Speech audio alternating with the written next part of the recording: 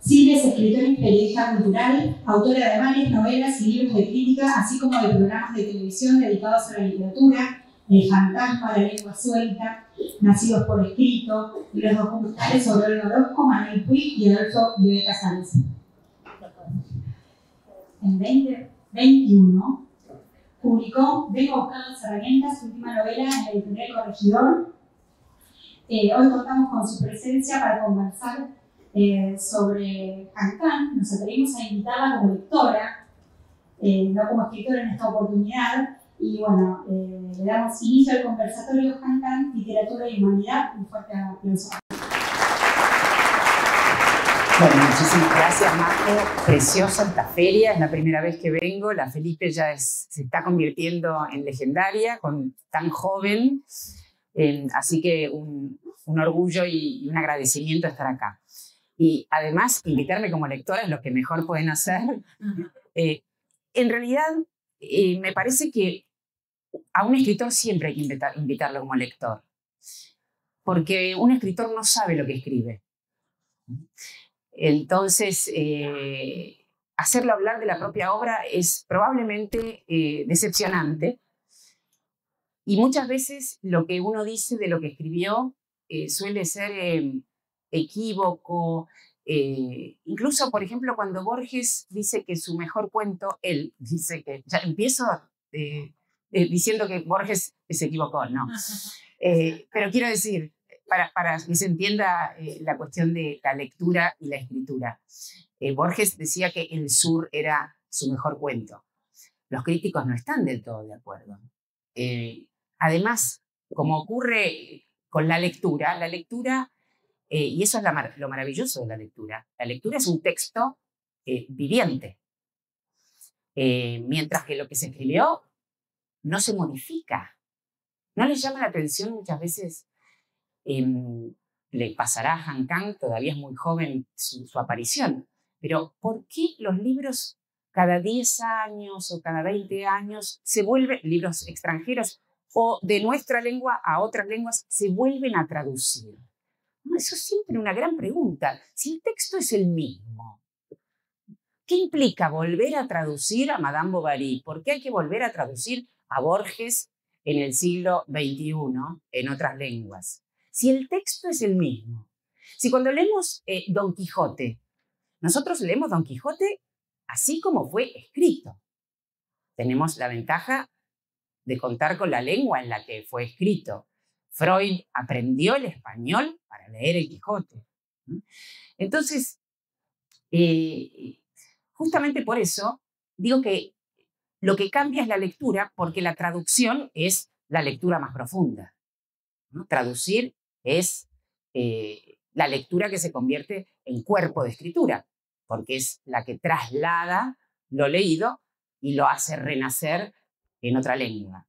Como se darán cuenta, me parece un trabajo fascinante el de la traducción, casi como el de escribir poesía.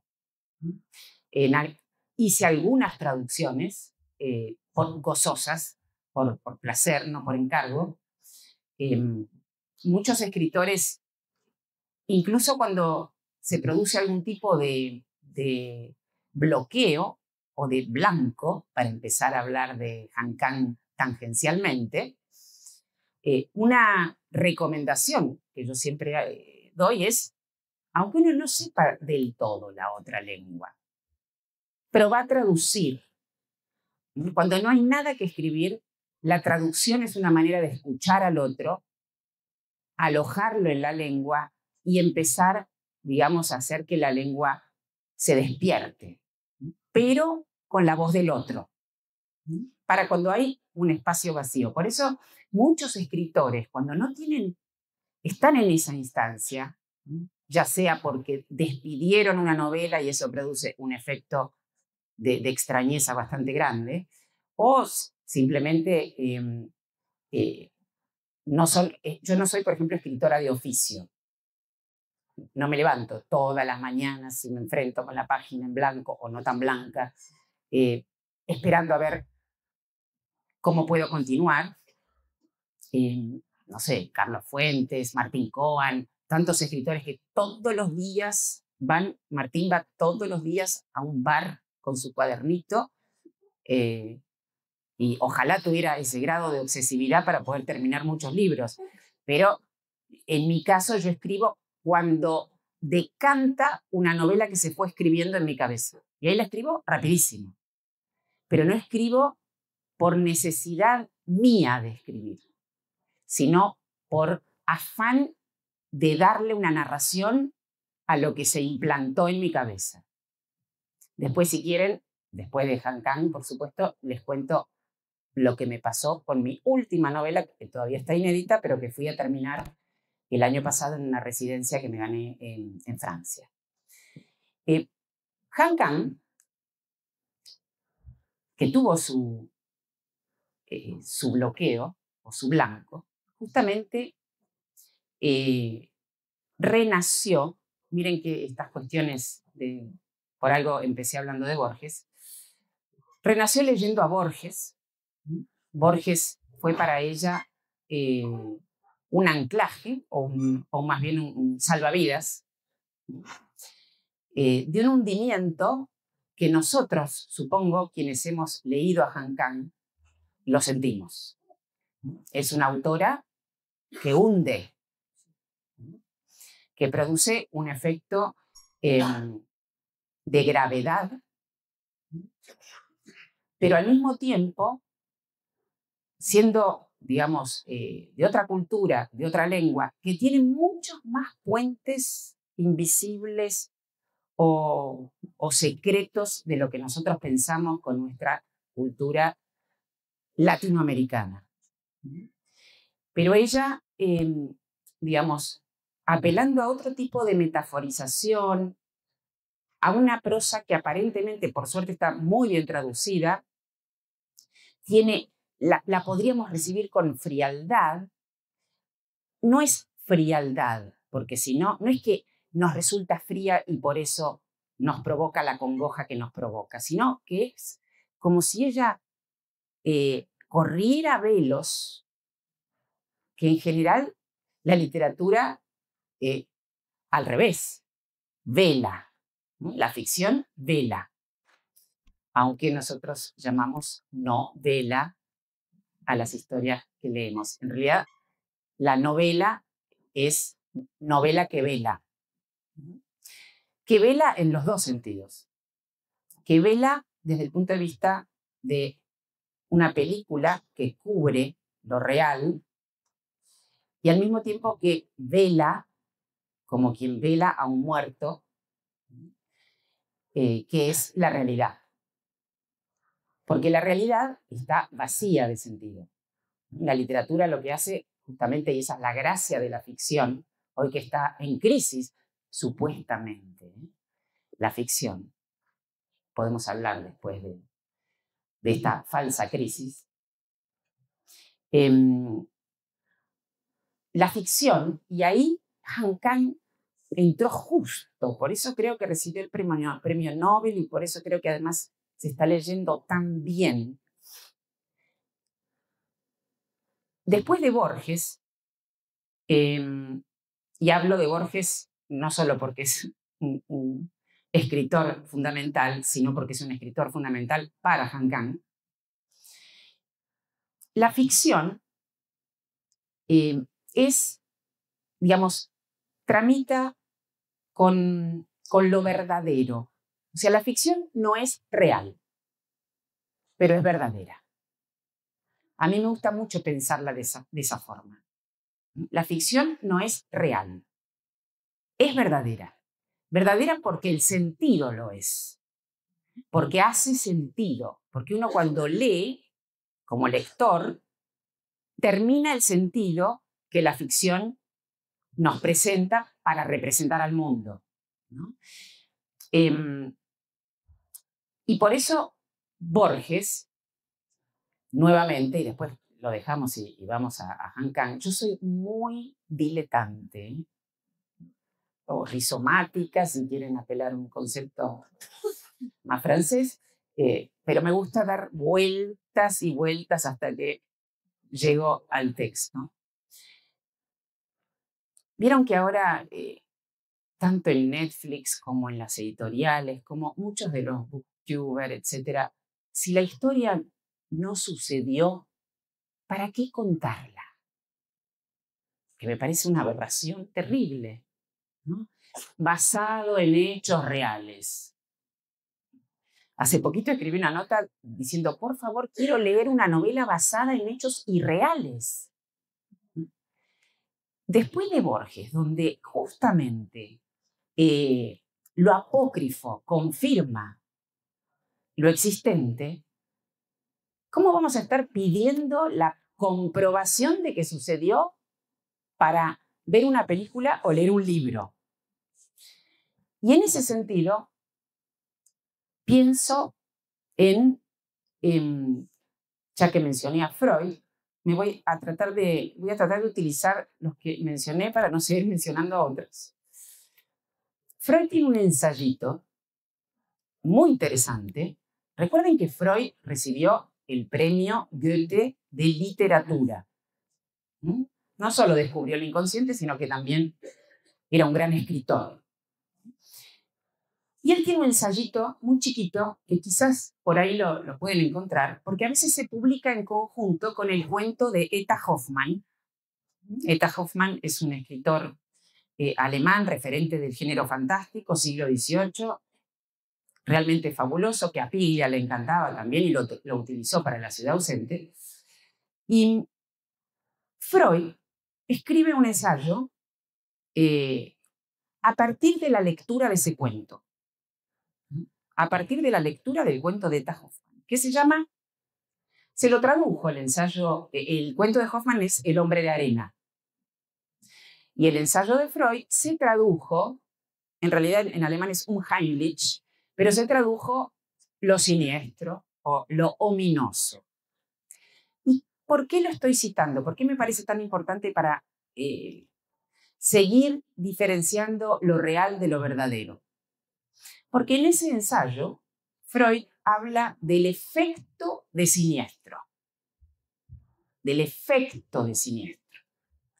La literatura, la ficción, justamente produce efectos de sentido. Cuando yo leo La intrusa de Borges, ¿recuerdan La intrusa de Borges? Por si no lo recuerdan o no lo leyeron, es un cuento terrible de Borges. Es un femicidio. Es un femicidio. Dos hermanos que van a matar a una joven.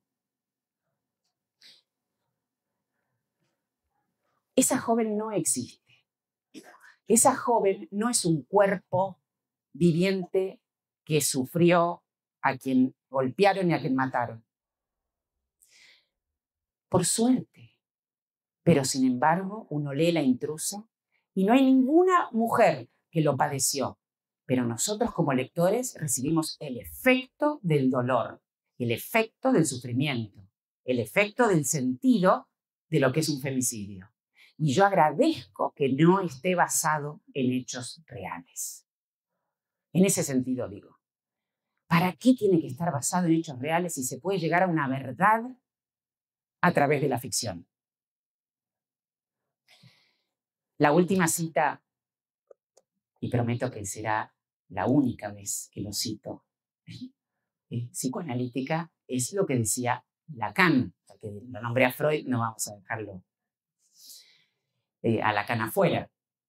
Lacan decía, miren qué interesante, y con esto redondeamos esta idea para ingresar a Han Kang, la ficción tiene estructura de verdad.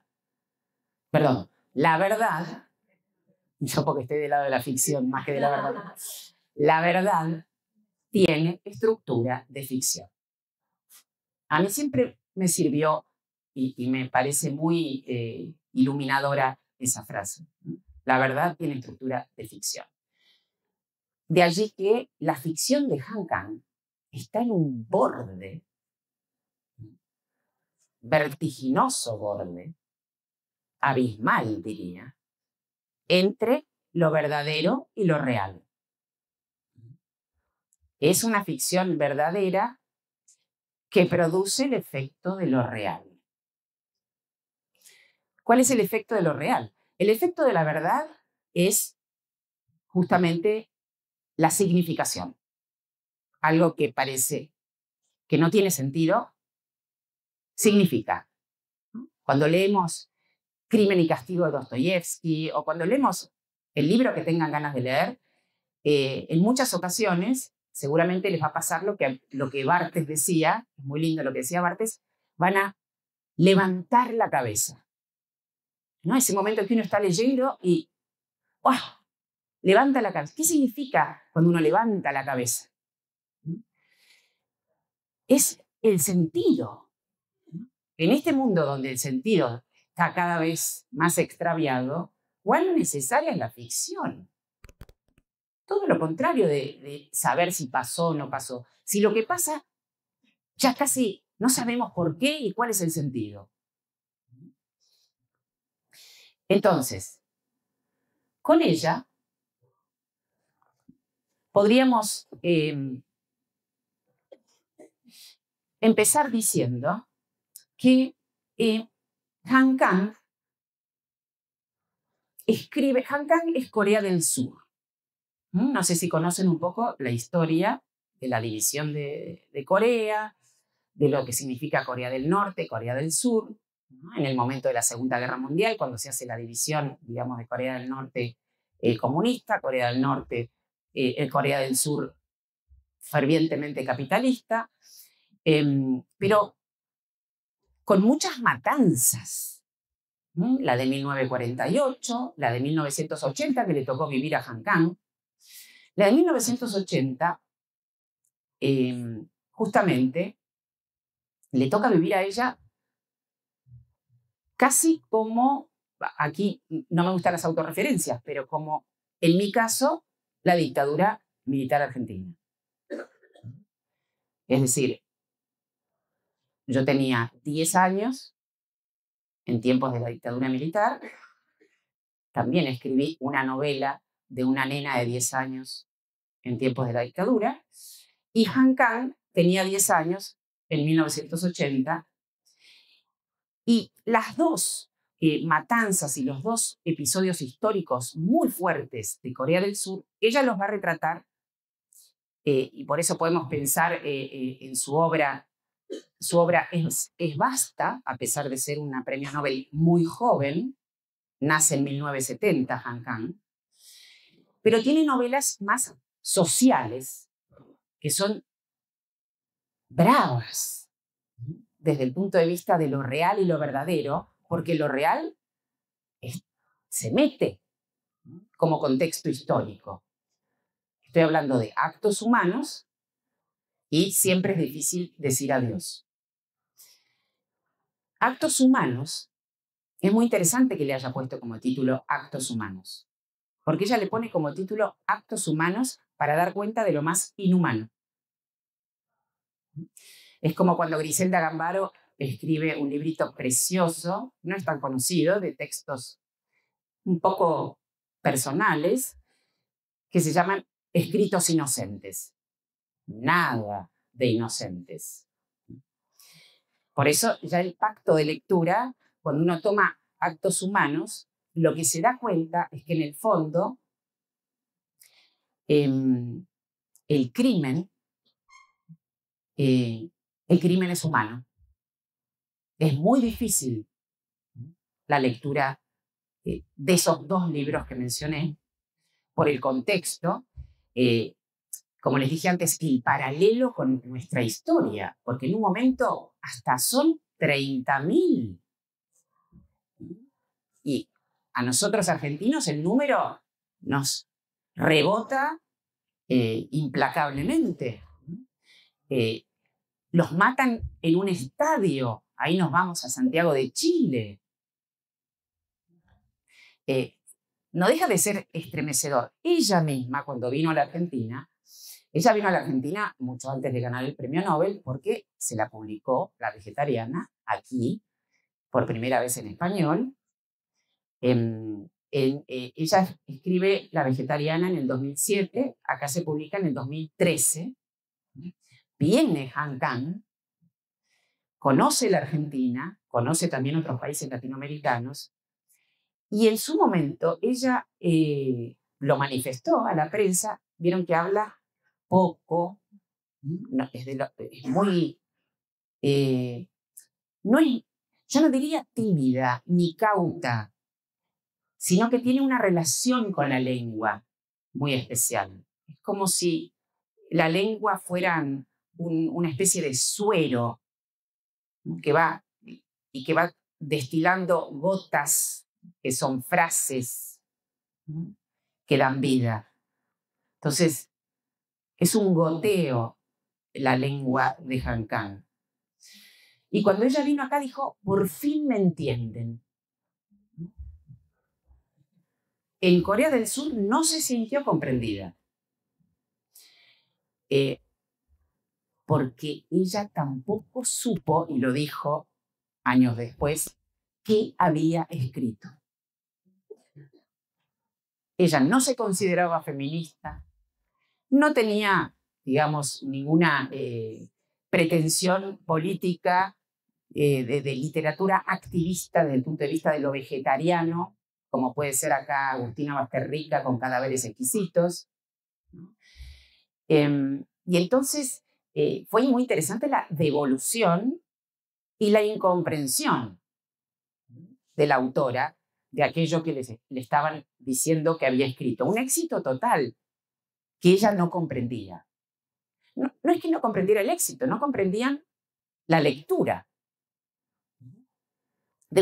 Es extraño para quien escribe recibir no una lectura múltiple, porque todos estamos esperando múltiples lecturas, sino una lectura con la que no estamos de acuerdo. Un ejemplo que para mí es fantástico es el de Gogol. Gogol es uno de los escritores más importantes de lo que se llama el siglo de oro ruso. El siglo de oro ruso es muy joven. Es como la literatura norteamericana. Son literaturas muy jóvenes, son literaturas del siglo XIX. No es como el siglo de oro español, que nos vamos al siglo XVI. El siglo de oro ruso es el XIX. La literatura norteamericana es el XIX. Emerson, Thoreau, Melville, Hawthorne, 19. Mordiendo quizás el 18. ¿Ven? Ahí empiezo, ahí es cuando ya me perdí, me fui. Dije Emerson, Thoreau y ya empecé a decantar en literatura norteamericana. A ver, ¿quién me ayuda? Gogol. Gogol. Gracias. Gracias, las palabras.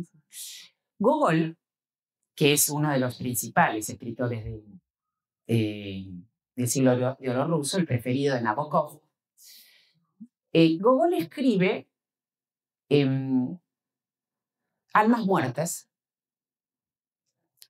y él no está en contra de los zares, él no está en contra, digamos, a favor de la revolución agraria, y sin embargo le sale una novela verdaderamente revolucionaria. Es una preciosísima novela.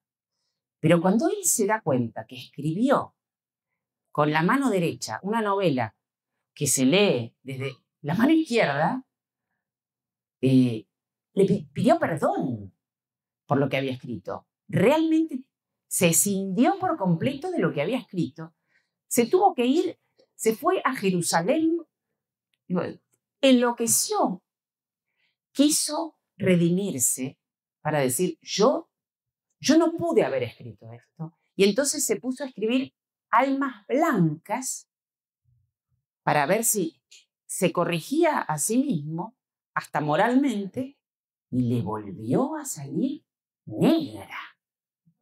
Y la rompió y enloqueció. Por eso digo, por suerte a Han Kang no le pasó nada de esto, estamos en otro siglo, un siglo que en ese sentido tiene más plasticidad, eso es fabuloso, pero con la vegetariana le pasa, digamos, esa recepción que la deja un poco consternada. De todas formas, le permite el éxito. Ella era bastante joven, piensen en el 2007, cuando la publica, ya se dedicaba a enseñar en lo que era un instituto de creative writing, de escrituras creativas. Ya vivía en Seúl, ya se había mudado de justamente la ciudad donde nació, que es donde ocurre esa matanza. Enseñaba en Seúl, pero después de la vegetariana se da cuenta que puede vivir escribiendo, que lo que ella quiere es vivir escribiendo. Y se dedica ya a escribir todas las novelas que vamos a ir conociendo después. No es lo primero que escribe la vegetariana. Empieza escribiendo, y es interesante, cuando uno... A mí no me gustan las anécdotas personales, las biografías personales de los escritores, pero sí los libros que leyeron y lo primero que escribieron. Y ella empezó escribiendo poesía. Y se nota claramente que escribía poesía, sigue escribiendo poesía. Pero es una autora que entra a la narrativa con la carga, digamos, de la poesía. Y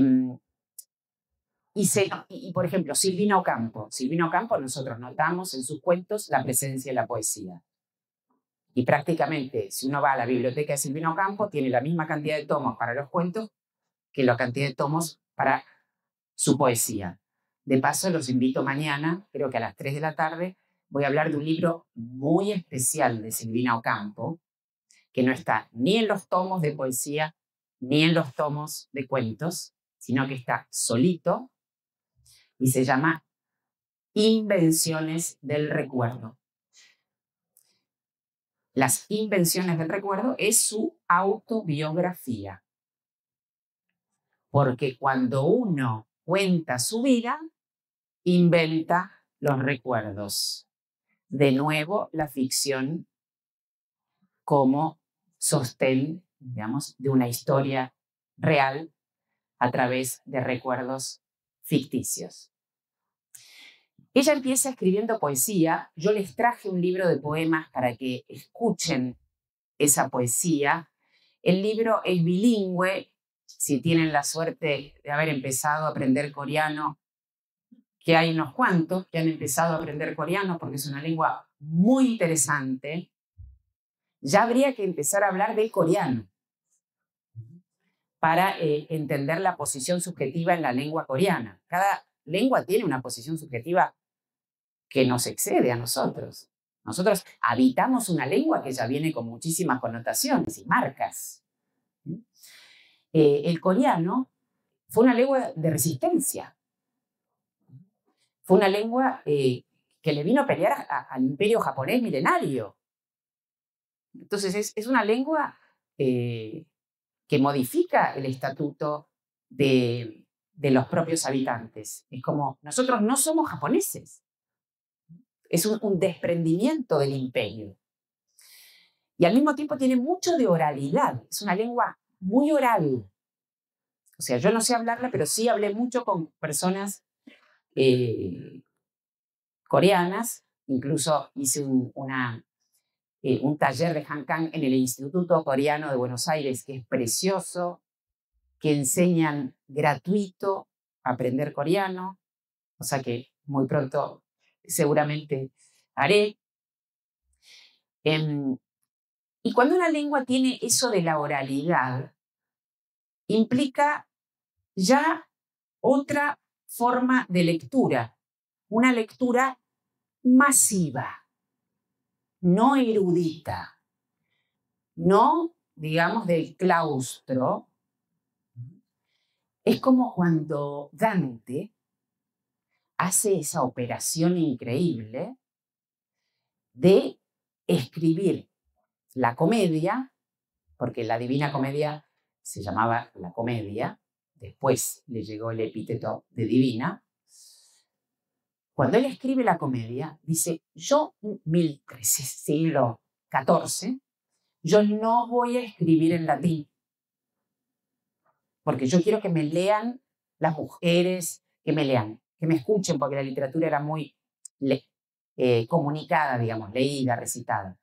Que entiendan los niños, que entiendan todos, no que entienda solamente el mundo de, digamos, de la iglesia y los que saben latín. Y entonces él va a escribir, va a ser una de las primeras novelas en lengua vulgata. Y además, ¿qué hace Dante?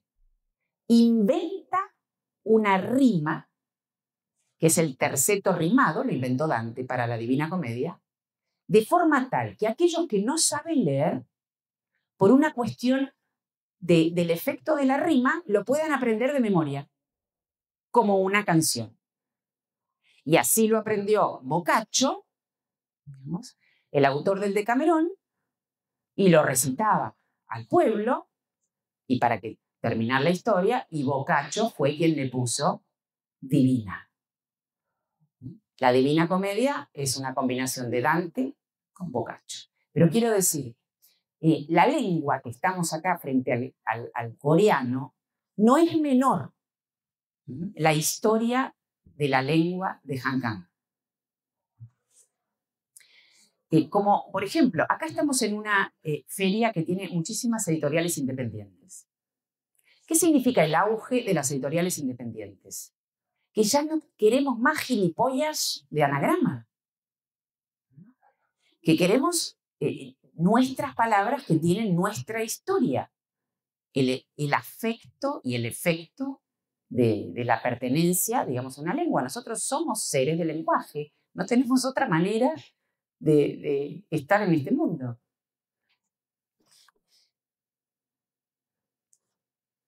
Además de empezar por la poesía, también empezó por los cuentos. No sé si sabían que la vegetariana proviene de un cuento. Creo que se están por publicar ahora los cuentos El fruto de mi mujer. El fruto de mi mujer es el cuento que originó la vegetariana. Vean qué interesante, producir una novela porque no alcanzó el cuento. Silvino Campo tiene un cuento, uno de sus mejores cuentos, que se llama Autobiografía de Irene. No le alcanzó el cuento. Y entonces escribió un poema que se llama Autobiografía de Irene. Ella partió con esta novela y la vegetariana tiene una construcción muy especial. Supongo que muchos de ustedes la leyeron con lo que, digamos, las ganas de seguir leyéndola o tirarla por la ventana. Pero tiene una construcción muy interesante desde el punto de vista de los narradores. Porque en realidad la protagonista de esta novela es narrada. No es una protagonista que está en primera persona, que estamos tan acostumbrados ahora a las primeras personas vivenciales, a la autoficción. Y no lo digo mal porque yo hice autoficción, pero es un género a conversar, el de la autoficción. En este caso, justamente la protagonista es vegetariana, y esto a mí me gustaría en algún momento, Jeong-gi, la protagonista, pero es vegetariana no porque le da piedad los animales y entonces me hago vegano o vegana o vegetariana porque no quiero que maten a los animales. Por eso fue el gran equívoco de lectura partió en este punto. ¿Por qué Jeong-gi no quiere comer más? Decide de un día para el otro que no va a comer más carne. Vale, que alguien diga algo. Empiezo yo. Para no ser un animal, no para no comer un animal. Hay una cuestión de darse cuenta de la voracidad nuestra, del animal que llevamos dentro. Y como somos seres de lenguaje, no tenemos por qué ser un animal. Los animales no tienen intenciones de matar, los animales no tienen intenciones depravadas. Es instinto, pero la violencia humana no necesariamente es instintiva, porque el lenguaje nos vuelve violentos. Y esta es una novela sobre la violencia del lenguaje. Porque en Corea del Sur, amén de la prosperidad que hay en Corea del Sur, tienen muchos problemas de violencias contenidas. Por ejemplo, el índice de suicidio es inmenso, pero ¿por qué? No por hartazgo ni hastío, sino por el nivel de autoexigencia que implica la posibilidad de estudiar. Tienen posibilidades, pero la exigencia es tal que explotan. El machismo en el 2007 seguía siendo muy fuerte. Se nota en el padre de Jeong-gi, está bastante puesto en el padre, pero también en el marido. Recuerden cómo empieza esta novela. Perdón, los hombres en la sala quedan muy mal parados con este comienzo. Primera persona del marido de Jeong-gi. Nosotros vamos a tener acá 3 perspectivas para entender digamos, la actitud de Jeong-gi. Dejar de comer carne. La perspectiva del marido, la perspectiva del cuñado y la perspectiva de la hermana. Vamos a leer esas 3 novelas que ella las escribió separadas. Ella escribió separadas. Los orígenes de una novela son muy particulares. Yo con un grupo, por ejemplo, ahora empecé a leer El ruido y la furia de Faulkner, que tiene también 4, y obviamente ella se sirvió también del ruido y la furia de Faulkner. ¿Quién no se sirvió de esa novela? El realismo mágico se sirvió de esa novela. Han Kang es muy admiradora del realismo mágico, es una gran lectora de García Márquez, de Rulfo. O sea, hay un realismo mágico en la propia lectura de la escritora Han Kang. Y entonces, las perspectivas que plantea Faulkner en El ruido y la furia son 4 monólogos. El último no es monólogo, pero él lo escribió separado. Él estaba tratando de escribir una historia. Dijo, pues la puedo escribir así, o la puedo escribir así. También la podría escribir así. Y cuando terminó de escribirla de todas las maneras que la podía escribir, que son 4, dijo, la novela es todas las maneras de poder escribir una novela. Distintas perspectivas para contar la historia de un personaje, como es la de Jeong-gi. Empieza el marido. Antes de que mi mujer se hiciera vegetariana, nunca pensé que fuera una persona especial. Gran primera frase. Es importante trabajar. A mí me encantan las novelas que le dan importancia a la primera frase. Algunas no la tienen para nada. Si agarran, por ejemplo, Madame Bovary, la primera frase no dice nada. Por supuesto, agarran la de Ana Karenina, todas las familias felices se parecen, las infelices lo son cada una a su manera. Y esta es una muy buena primera frase para empezar a leer a Jeong-gi, la historia de Jeong-gi. A pesar de que ella no tiene ninguno de estos monólogos, sin embargo, le otorga una cursiva para dar cuenta de sus sueños. En Han Kang, los sueños son una segunda vida, como diría Nerval. Así empieza Aurelia. Otra primera frase. Los sueños son una segunda vida. Y en toda la obra de Han Kang, incluso la más violenta y social, como actos humanos, los sueños son reveladores de el sufrimiento y la rebelión de los personajes, del dolor y del amor. Vieron que Han Kang, incluso pueden leer, es muy interesante, el discurso que dio cuando le otorgaron el Nobel. Cuando le otorgan el Nobel, es un discurso muy particular, si uno compara con la lectura de otros discursos de premios Nobel, porque no hace alarde de nada de lo leído. No hay citas, no dice de dónde viene, desde el punto de vista de en qué biblioteca se sitúa. Los escritores son bastante inseguros con respecto a la propia identidad, entonces, bueno, yo estoy, y los ponen muchos epígrafes para que en los epígrafes se note de dónde vienen. En su discurso del Nobel es completamente sensible ese discurso. Es de dónde vienen sus libros, de una cajita, Viene la cajita musical, viene con música, no pasa nada, no es grave. Ella dice, acá lo traje, en ese discurso, fíjense,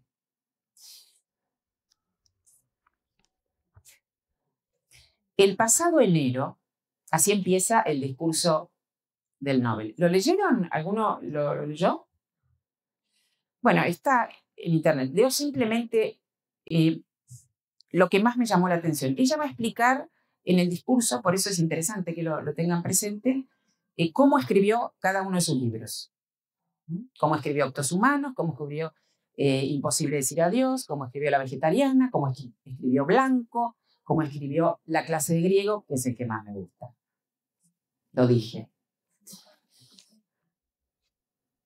Y no porque esté Borges, sino por la construcción de esos dos personajes. Así empieza su discurso. El pasado enero, mientras ordenaba mi trastero antes de una mudanza inminente, me encontré con una vieja casa de zapatos.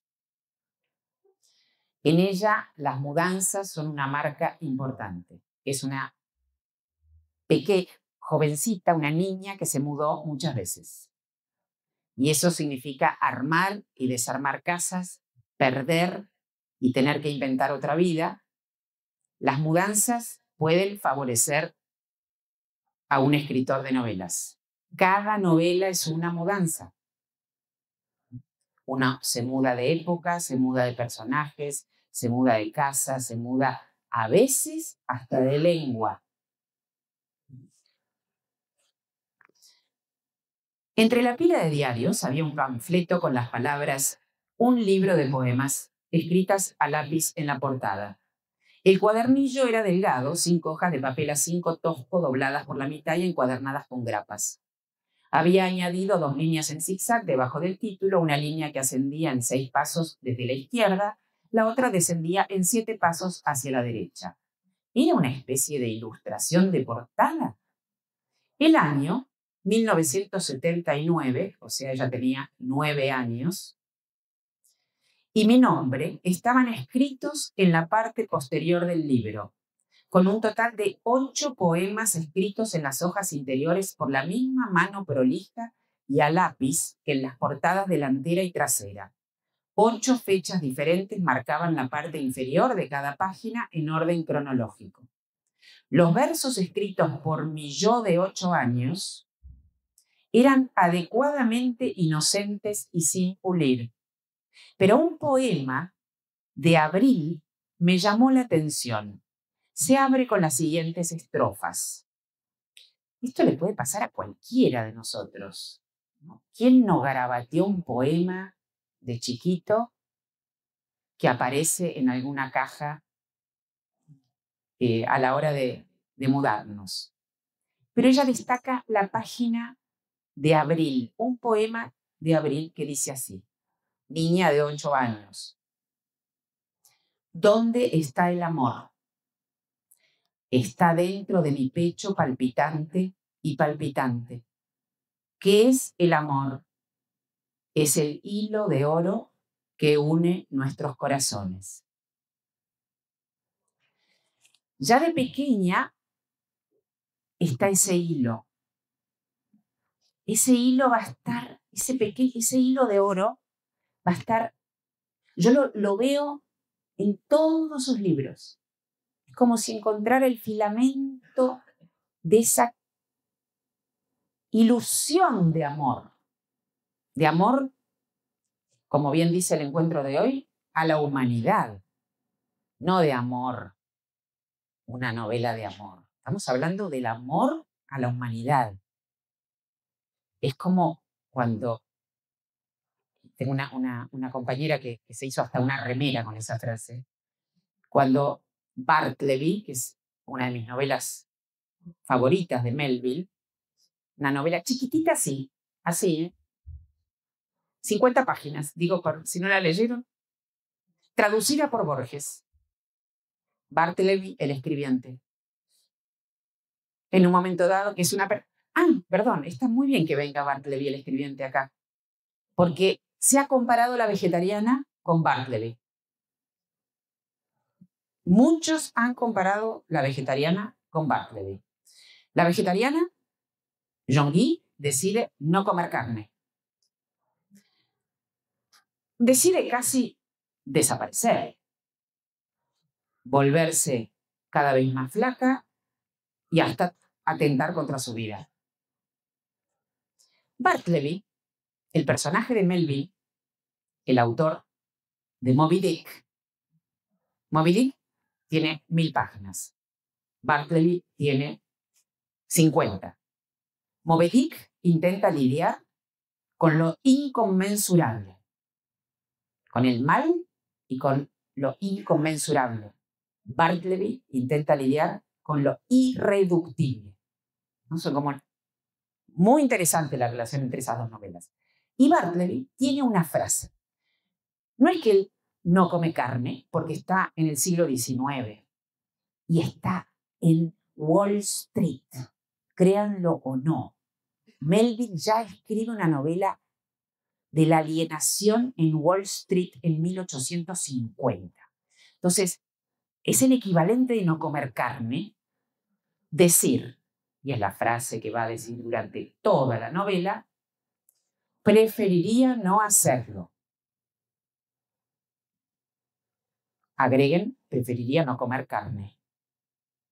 La frase de Bartleby, hay muchos que tienen la remera, preferiría no hacerlo, pero la remera a la que yo estoy haciendo alusión, es decir, la frase que más me importa de esa novela, de esa novela en realidad, es casi como termina, no estoy diciendo el final, pero casi como termina.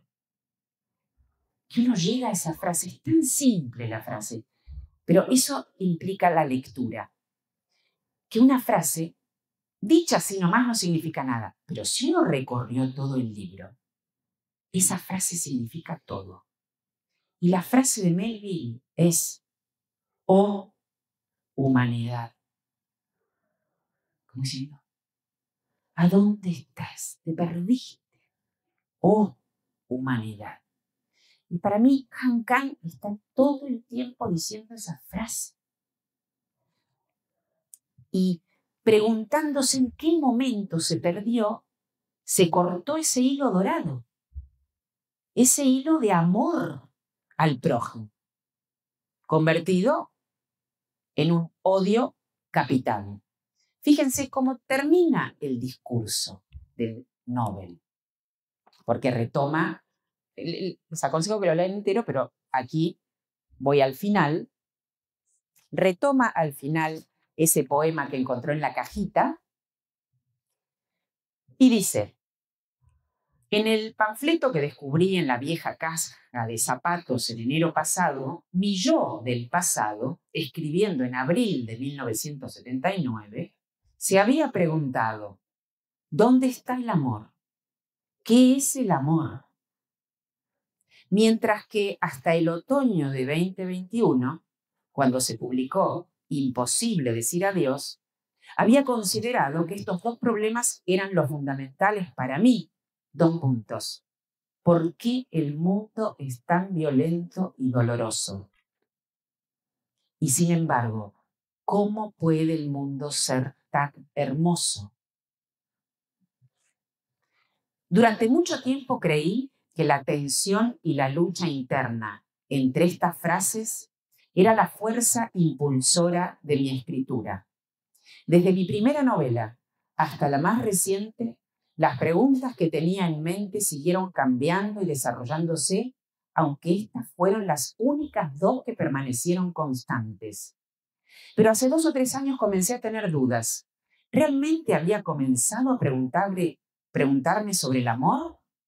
¿Sobre el dolor que nos une? ¿Solo después de la publicación coreana de Actos Humanos en la primavera del 2014? Desde mi primera novela hasta la última, ¿no había estado siempre dirigida a la capa más profunda de mis indagaciones hacia el amor? ¿Podría ser que el amor fuera de hecho el trasfondo más antiguo y fundamental de mi vida? El amor se encuentra en un lugar privado llamado mi corazón, escribió la niña de 1979. También escribió, está dentro de mi pecho palpitante y palpitante. Y en cuanto a qué era el amor, esta fue su respuesta. Me encanta cómo se desdobla con respecto a la niña. Su respuesta fue, es el hilo dorado que conecta nuestros corazones. Cuando escribo, dice Han Kang, utilizo mi cuerpo. Utilizo todos los detalles sensoriales de la vista, del oído, del olfato, del gusto, de la experiencia, de la ternura, del calor, del frío y del dolor, de notar que mi corazón se acelera y que mi cuerpo necesita comida y agua, de caminar y correr, de sentir el viento, la lluvia y la nieve en mi piel, de tomarme de la mano. Intento infundir en mis frases esas sensaciones vívidas que siento como un ser mortal con sangre corriendo por su cuerpo, como si estuviera enviando una corriente eléctrica. Y cuando siento que esta corriente eléctrica se transmite al lector, me quedo asombrada y conmovida. En esos momentos vuelvo a experimentar el hilo del lenguaje que nos conecta, cómo mis preguntas se relacionan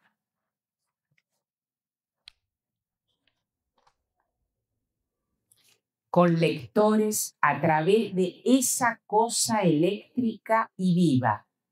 Me gustaría expresar mi más profundo agradecimiento a todos aquellos que se han conectado conmigo a través de ese hilo dorado, así como a todos aquellos que puedan llegar a hacerlo.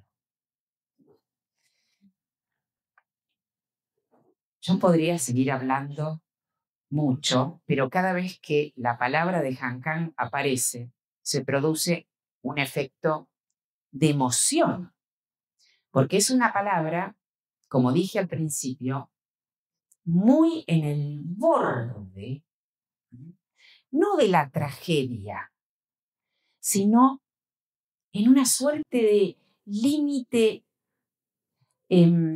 intangible o dorado entre el dolor y el amor. Todo el tiempo está entre el dolor por vivir y el amor al vivir. Y leemos páginas, y por eso, y con esto quizás, no, voy a terminar con sus poemas, y por eso quizás mi novela favorita es La clase de griego. Porque es una novela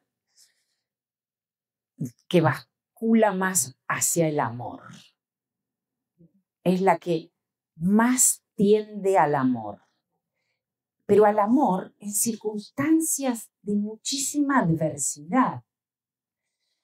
Una adversidad ya no social, ya no violenta en el sentido de Actos Humanos o de Imposible decir adiós o de La vegetariana, sino una adversidad íntima. En La clase de griego, que parece complicada, no lo es. Ella está tratando de llegar a una intimidad, al encuentro posible entre un profesor que está perdiendo la vista, que ya casi no ve, entre paréntesis, Borges, y una alumna que por cuestiones traumáticas, alumna entre comillas lo pondría, porque ella decide aprender griego para salirse de la lengua. Fíjense lo que significa una lengua desde el punto de vista del trauma de la palabra. Ella cada vez, digamos, ella se va sustrayendo del habla. Él va perdiendo la vista. Ella se sustrae del habla. Como Bartleby, como John Guy en cierto sentido. Tiene dos traumas, que no voy a revelar la trama de la novela, pero sí la cercanía que va estableciendo Han Kang entre una persona que está condenado porque tiene una enfermedad que le impide seguir viendo y una que de algún modo está condenada por la decisión de dejar de hablar. Vean que lo que decía, y no es complejo, yo no le tengo miedo a las complejidades porque me parecen que muchas veces son deliciosas. Lo que decía Gilles Deleuze, que mi hija anda por acá y me va a matar porque estoy citando Deleuze, ella justo está tratando de leer 1000 mesetas para la facultad y la verdad que es terrible.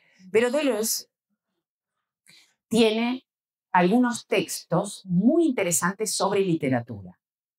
Tiene un texto muy lindo sobre Alicia en el País de las Maravillas, en La lógica del sentido, y tiene una apreciación y una lectura de Bartleby que la puedo traer perfectamente, por ejemplo, a la vegetariana.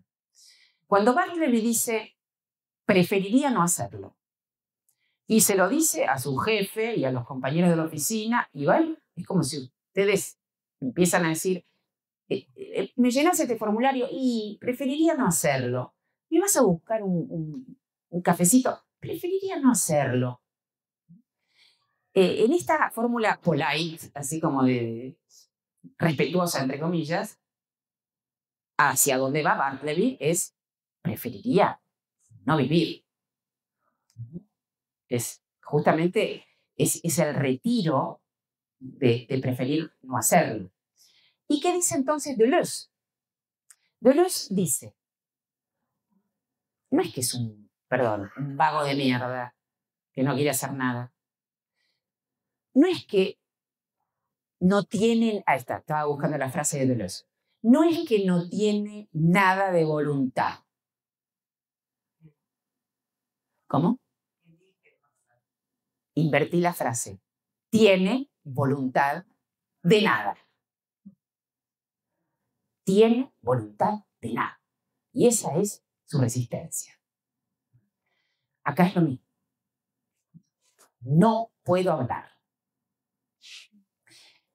Y es una preciosa novela también que habla de las lenguas, de lo que ya no se puede decir. Y el griego es donde se encuentran.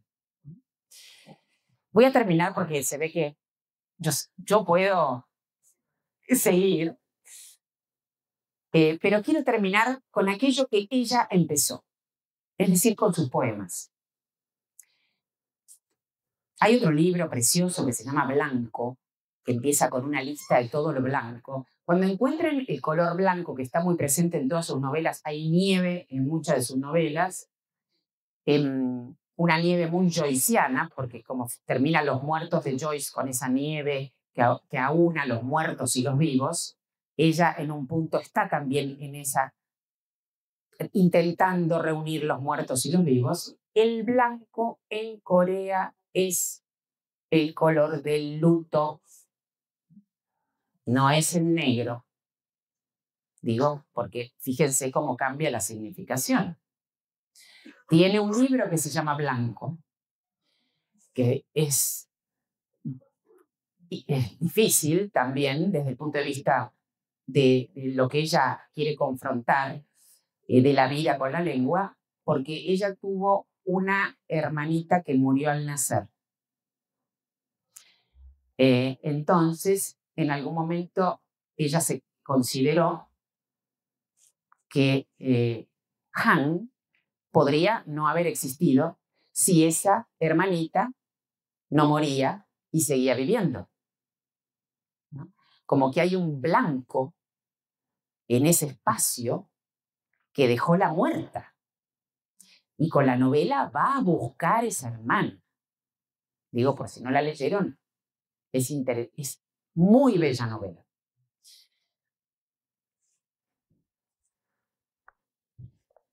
Voy a terminar, y si quieren, por supuesto, después conversamos o sin la solemnidad de la diferencia. 2 poemas. Este libro salió hace relativamente poco. Se llama, miren qué lindo título, Guardé el anochecer en el cajón. Claramente tiene algo con los cajones, ¿no? Las cajas, los cajones, bueno, las mudanzas, ¿no? Me hizo pensar hay una novela preciosa de Eve Ward, o como la quieran llamar, que se llama Mudanzas, y tiene mucho que ver con cuestiones de las que habla Han Kang en sus libros. El primer poema se titula, que también, creo que también los tradujo, ¿no? Sí, Sumne Jung, que es la traductora, es una argentina que se fue a vivir a Corea, es hija de coreanos que vinieron acá. Fíjense, uno dice, los argentinos durante la dictadura, bueno, los que se fueron a México, yo me fui a Ginebra, otros se fueron, digamos, a distintos países, ¿no? El exilio durante la dictadura. Lo que no sabemos, lo que muchos, y yo no sabía tampoco, es que en la dictadura de los 80 de Corea del Sur, 1980, unos cuantos coreanos se vinieron acá. O sea, cuando terminó la dictadura nuestra, 1983, hubo una inmigración de coreanos que padecían de la dictadura allá. Por eso les digo, esos puentes increíbles y que está narrado en Actos Humanos. Dice así, un anochecer, bueno, y perdón, la traductora, a eso iba, es una coreana que en tiempos de la dictadura de Corea vinieron a vivir acá. Y entonces ella, Sumne Jung, estudió aquí, fue y estudió traducción en la UBA, se hizo todos sus estudios acá, exiliado a sus padres en Buenos Aires, y luego se volvió a Corea. Y ella descubrió a Han Kang y la quiso traducir al español. Ahí va el deseo, con lo que empecé esta charla, del traductor.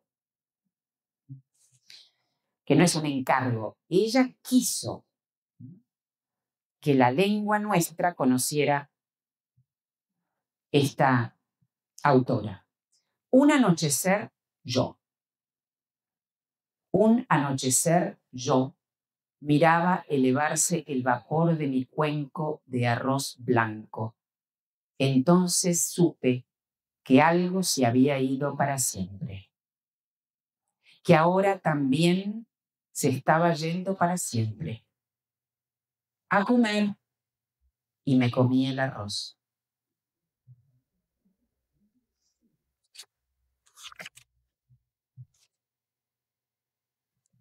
Esa cosa llamada corazón. Intento leer la palabra borrada. Quedan trozos de líneas vagas, donde ya existían espacios vacíos antes de que se borrara. En esos espacios quisiera meterme, encogiendo los hombros, curvando la cintura, doblando las rodillas, flexionando los tobillos. Pero el deseo de volverme imprecisa no hace las cosas imprecisas.